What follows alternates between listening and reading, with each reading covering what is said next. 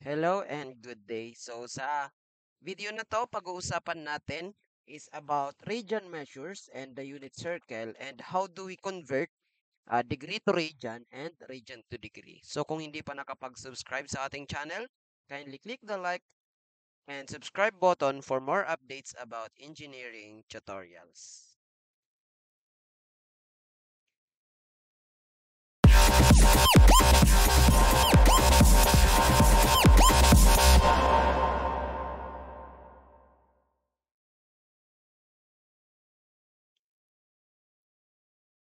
Ayan, radian measure and the unit circle.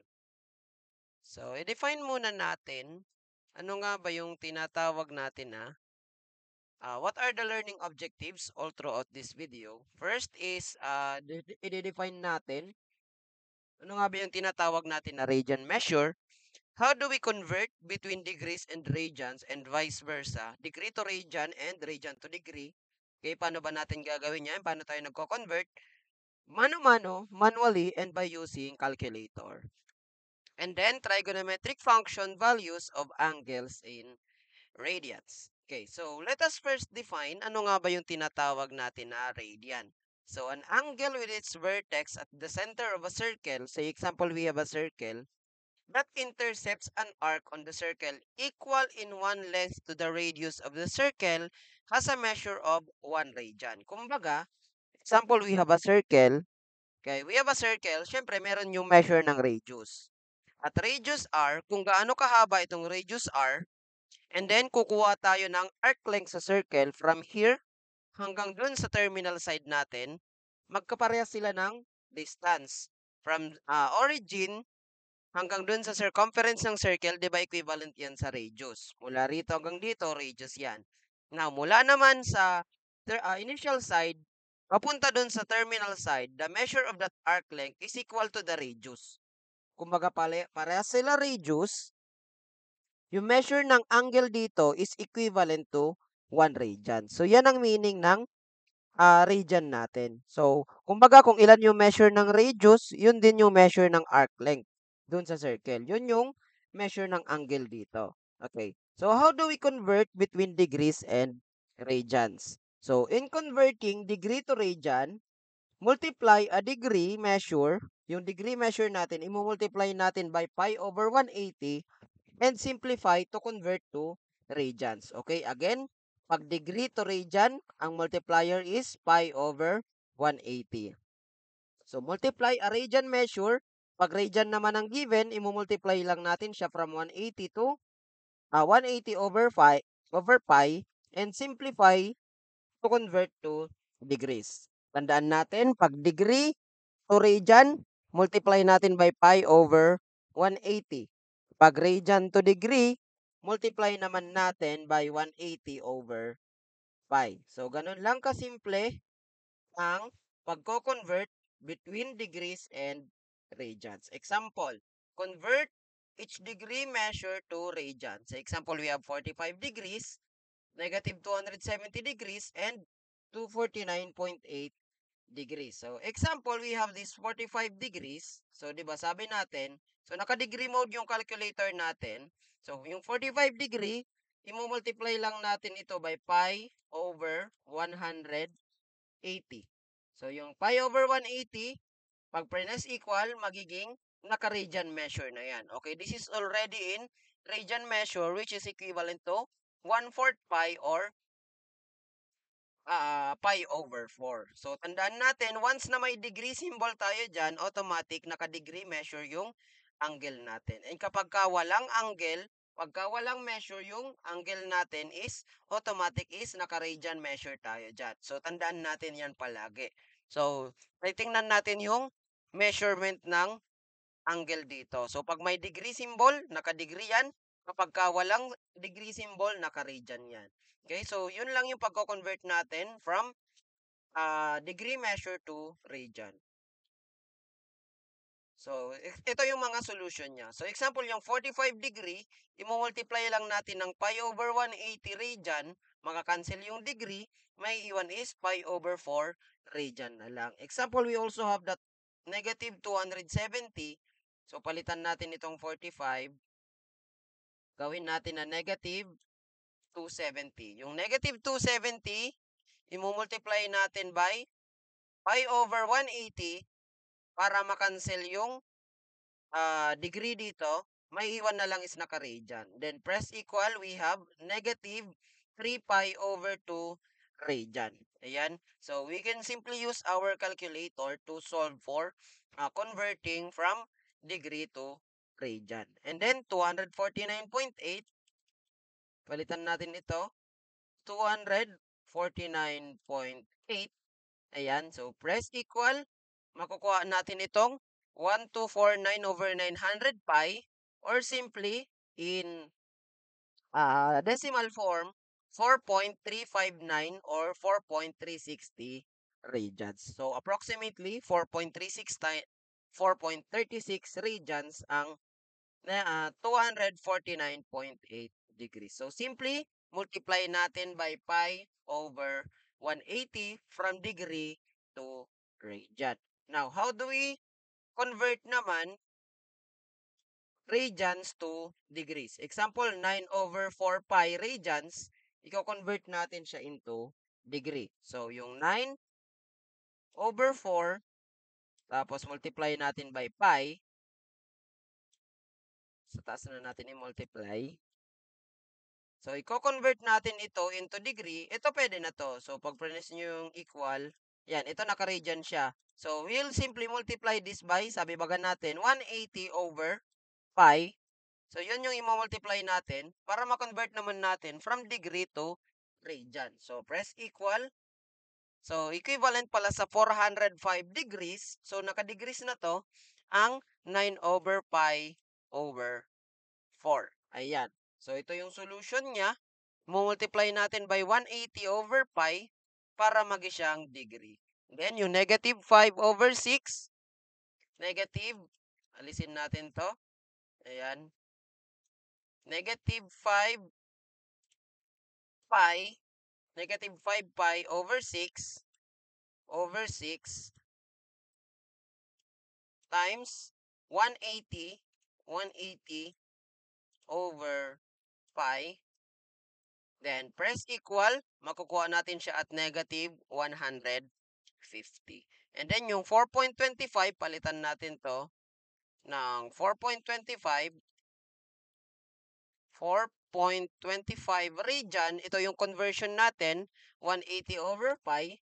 Then, press equal, makukuha natin siya at, wait, 4.25. Okay, may typographical error lang dito. So, this is 243.5 degrees. Ayan, 243.5 degrees.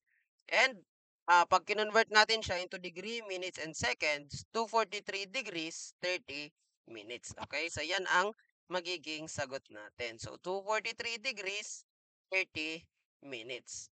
25.43 seconds. So, yan ang degree measure natin. Pero itong 243.5, okay na to. Acceptable na to as our conversion from radian to degree. So, tandaan lang natin, from degree to radian, 180, pi over 180. From radian to degree, 180 over pi. Okay, so, equivalent angle measures in degrees and radian. So, kung papansinin nyo, so, halos the same lang ito nung mga angles natin. Example, yung 30 degree, equal siya sa pi over 6. Yung 45 degree, equal siya sa pi over 4. Yung 60 degree, equal sa pi over 3. Yung 90 degree is equal sa pi over 2. Yung 180 degree, equal yan sa pi. Okay, kasi from 0, di ba from 0, pag kinonvert natin to into radian, 0. So, lahat ng naka-radian, that is in radian. Yung mga naka-blue dyan, that is in degree. So, tandaan natin yan. And, okay, so tandaan to. And i-lecture natin ito para may reference tayo na gagamitin. So, ito yung nasa unit circle natin.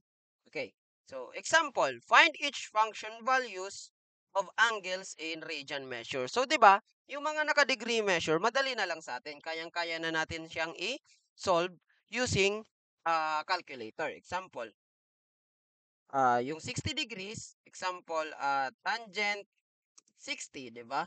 So, yung tangent 60, kung press natin equal, makukuha agad natin yung value ng sagot. Pero ito, if we press tangent 2 pi over 3, so mag-iiba siya since yung measure natin is naka-radian. So, 'di ba, ang unang iisipin natin is to convert this first into degree. So, convert this into degree, yung radian to degree, 'di ba, 180 over pi. Ayan, 180 over pi. Yan yung gagamitin natin. So, negative square root of 3 pala ang tamang sagot dito. So, ang ginagawa natin is kino-convert muna natin yung radian into degree. Okay? So, pero pwede naman na we can simply set our calculator, ayan, into radian mode. Ayan, number 4, press 4. So, naka-R na yung naan dito. So, meaning naka-radian mode na siya. Pag pinindot natin, direkta yung 2 pi over 3, automatic naka-radian mode na yan. Okay? No need to convert since yung angle natin is already in radian mode. Okay? So, ang sagot pala dito is negative square root of 3. So, we can now simply calculate, example, yung 3 pi over 2. Ayan. So, negative 1 ang sagot dito. So, kasi kung naka-degree mode ka dyan, example, naka-degree 3. Ayan, letter D na siya, meaning naka-degree. So, need na, i-convert mo muna to into radian. 180 over pi. So, i-convert mo muna siya into degree para parehas yung sagot na makukuha nyo. So, tandaan nyo, kung naka-radian yung measure dito, dapat yung angle nyo is also in radian. Kung naka-degree ito, okay na yan, naka-degree dapat yung angle nyo. So, yun yung technique sa paggagamit ng calculator. Pag naka-radian, radian dapat yan. Pag naka-degree, degree dapat yan. So, yung explanation nito, if walang calculator, so, 'di ba, yung ginagawa natin is kino-convert muna natin itong radian into degree. So, yung 2 pi over 3, i-multiply natin by 180 over pi. So, 2 pi, makakancel yan. So, 2 times 180 is 360 divided by 3, so 120. And yung tangent 120 is equals to negative square root of 3. Ayan. So, simple ito. Ganon din yung 3 pi over 2.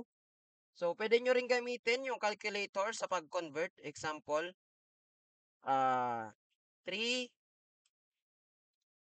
pi over 2. So, lalagyan natin siya ng symbol na radian. 3 pi over 2 radian. Pag prenes nyo yung equal, that is equivalent to 270 degree. So, ang meaning ng may R dyan na exponent is naka-radian yan. So, example, yung 270, pwede natin lagyan ng degree, number 1. Ayan, 270 degree. 270 degree pa rin ang lalabas. Pero if i-convert natin siya in radian mode ang calculator natin, pag prenes natin ang 270 degree, lalabas yung kanyang radian mode na 3 pi over 2. So, yun yung tamang way ng paggagamit nitong ating calculator. Okay? So, let's convert negative 4 over 3 pi into degree. So, dapat naka-degree yung setup natin. Ayan, naka-degree. Naka-degree na tayo. Now, let's type negative 4 pi over 3.